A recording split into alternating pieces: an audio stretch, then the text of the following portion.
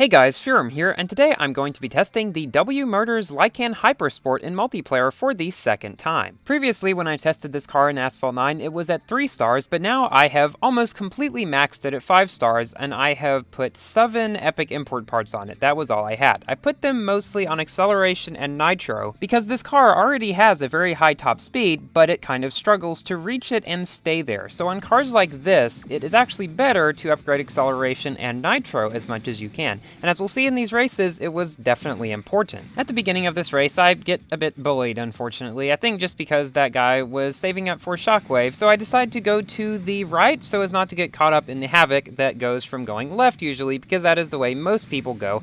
And this map is actually pretty good for this car to get up to its top speed, because after those barrel rolls, if you can keep your speed through this section here, you have a pretty good, well, unless that happens, and you just kind of bump somebody from behind and nothing happens.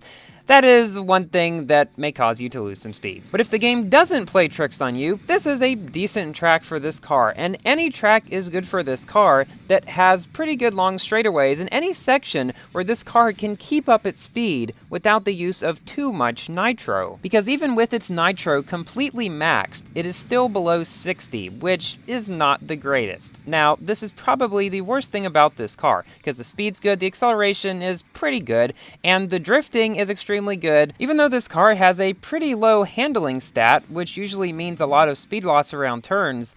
I didn't really notice that a whole lot with this car. It actually seems to be pretty good with all the drifting stuff. It's definitely one of the best drifting cars in the game, so if you're into that sort of thing, well, this is one of the cars for you. Other ones would be, say, the Chiron, which has nearly as good of drifting radius, if not just as good. So here we reach 1800 rating, beating some VLFs, some Corvettes, and some other bunch of stuff like that mostly have better nitro efficiency than this car, but worse speed. Currently, among S-Class cars, this car is better than the Icona, but worse than the Trion Nemesis. That's where it sits. It's about in the middle of Class S. Now, it used to be better before it was nerfed in the second update, I believe it was. It used to have better nitro efficiency.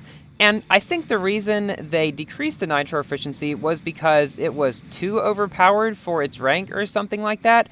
Because unlike Asphalt 8, which changes cars' ranks to better match their stats, in Asphalt 9, they changed the car's stats to better match their ranks. Or at least, that's what it seems like to me. It's kind of odd how they do it completely opposite between the games. So currently, we are sandwiched between a VLF and a F12 TDF. The VLF is the one ahead of me. Now, Scotland is actually a decent track for this car because places like this, you can get up to speed, go up the barrel roll, get even more speed, and here, I accidentally knocked him down. I just meant to pass him on the left, but here we come into first place. So I kind of think of this car as sort of a dumbed down Trion Nemesis. I don't even know if that's like the right way to say it or anything, but it has good speed, bad nitro efficiency, decent acceleration, and extremely good drifting. So if you have this car but not the Trion Nemesis, at least you have a bit of an idea of how the Trion Nemesis drives. Now in this race we're facing a Huayra, an Icona, an F12 TDF, and 2 Bugatti Chirons that are over 4,000 rank as well, and quite a bit faster than me. So this should be pretty interesting, especially on a track that, well, while this variant is not especially suited for super high top speed cars, there's some twisty, annoying sections on this variant, it's still Himalayas. And I don't know how, but somehow I managed to actually pull away from the Chirons on the first lap. Don't ask me how I did it. Actually, wait a second, it's my job to answer questions, so you guys can learn. So basically, I have learned to not get flustered when there are a bunch of higher ranked cars in the race. And this is one of the first steps. You've got to keep your cool and not do a bunch of crazy risky stuff or whatever to try to get ahead. Instead, you should just try to take your usual routes that you have found to be reliable and fast at the same time, and that way, if they try to, say, do risky things themselves, they'll fall behind, or if they don't take as good of routes, they'll fall behind. Obviously, I'm not saying you can always beat faster cars, I'm just saying it's not impossible if you know what to do. And in this race, it looks like we've done it, beating a 4-star Chiron as well as a 5-star one. Now for a race on what is, in my opinion, one of the most annoying Caribbean tracks. We're facing a 5-star VLF and a 5-star Apollo N, which have lower top speed, but better nitro efficiency. That's generally the types of things you'll face in multiplayer with this car. So one reason I find this track to be annoying is because because, well, I really don't know the best ways to get through it yet. So there's a trick back there that I found to go up in the air with Shockwave.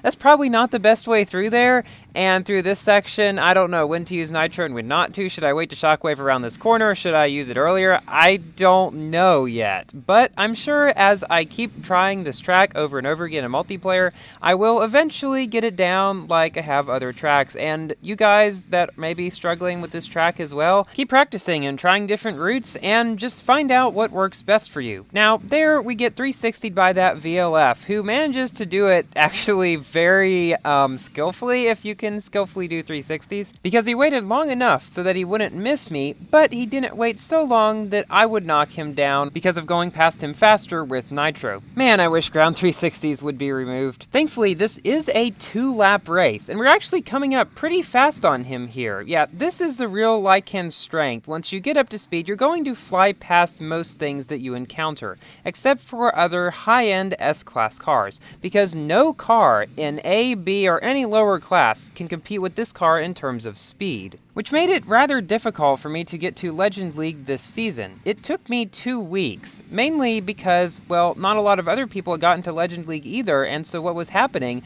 was that I was facing mostly people with a lot lower rating, and so what would happen was that if I came in first, I'd go up a few rating, and if I came in behind, I'd lose more than I gained in the other races, because, well, I was facing people with lower rating than me. And it didn't help that when I got closer to Legend League, like within 50 rating, so above 1750 rating, because it's 1800 to get to Legend League, at that point I was starting to face S-Class cars, such as the Lykan and Icona, and cars like that were a lot faster than anything that I could use. Now, I used the VLF, which is my fastest A-Class car, and it got me there along with the 918, so I'm very thankful for that, but it was still pretty difficult. So here we come in first, ahead of the VLF and the Apollo N. Now we've got a more full room against a couple of Iconas, an F12 TDF, a P1, a Corvette, just the whole lot. Also, there is a Huracan Evo Spider, which I have 5-starred, and I do plan to make a video about possibly next week, not entirely sure about that, but it is basically just like a better version of the Corvette. So, you know it's good. Here, the Lykan acts a little weird. For some reason, it bounced me into the air before I got to the ramp, and then that guy went right over me, and I somehow didn't get knocked down or didn't wreck any of those times. Yeah, this race was a bit crazy in the first 30 seconds, and then there's some knockdowns there, and somehow we're actually catching up to some people, and are now back into, like, 3rd place, even after all those problems at the beginning. At this point, I was thinking, well, I've got a faster car than both of those guys ahead. Yes, the car is definitely a bit faster than the Icona even, so I was thinking, well, I can surely at least pass the Evo, and I went up this ramp, and sure enough, I did. So we've just got this Icona left to go. However, the Icona is not actually a whole lot slower than the Lykan, maybe 10-15-ish miles per hour, not entirely sure, so I wasn't actually able to catch up to him by the end of the race, but I did get pretty close, and we come in 2nd place. I gotta say, I really do enjoy driving this car, at 5 stars anyway, even after the nerf. And with that, let's go right to our general review of the car. I've said a lot about the different traits of the car, good in speed, not especially great in everything else, but still decent, I guess, very good at drifting. So yeah, it's a fun car overall to drive. Really, the biggest problem you'll face